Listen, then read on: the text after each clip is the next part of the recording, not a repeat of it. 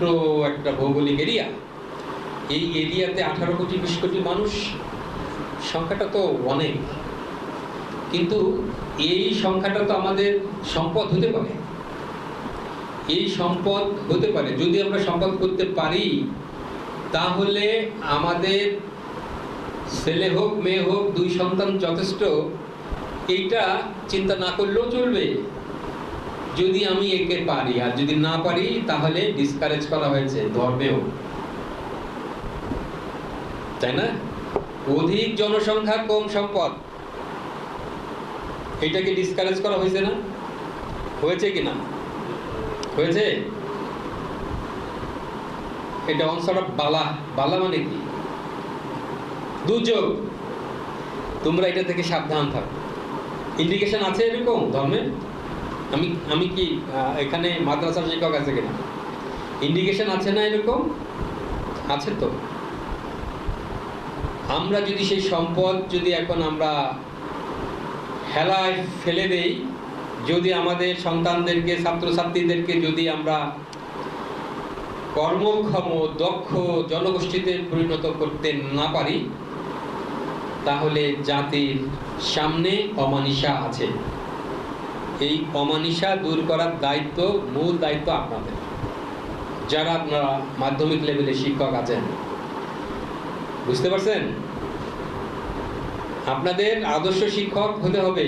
আপনাদের কথা গার্জিয়ানরা শুনবে, আপনাদের কথা ছাত্ররা শুনবে, এবং শোনেও তাই।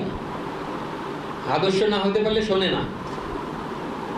আদর্শ শিক্ষক কিভাবে হতে হবে আপনারা নিজেরাই ভালো জানেন। আপনারা সেইভাবে নিজেরা আদর্শ শিক্ষক হবেন। আপনাদের উপদেশ শিরোধার্য হবে গার্জিয়ানদের জন্য, ছাত্রছাত্রীদের জন্য। মেয়েদেরকে কিন্তু এনকারেজ করতে হবে। মেয়েদের সংখ্যা কম, মেয়ে টিচারদের সংখ্যা কম, এখানে পার্টিসিপেশনও মহিলাদের সংখ্যা কম। মহিলাদের সংখ্যা আমাদের বাড়াইতে হবে। তাদেরকে ওয়ার্কিং এনভায়রনমেন্ট দিতে হবে। লেখাপড়ায় তাদের ছাত্রছাত্রীদের যে আপনার কোএডুকেশন আছে, হোক, কোএডুকেশনের সমস্যা নেই, কিন্তু এনভায়রনমেন্টটা এমন হতে হবে, it will be continual for both male and female student. সবার জন্য একটা সুন্দর এনভায়রনমেন্ট তৈরি করে দিতে হবে।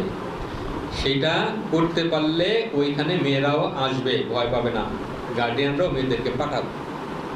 সব কিছুর দায়িত্ব জাতির বিবেক হিসাবে আপনারা আছেন, আপনাদের উপরে বর্তায়।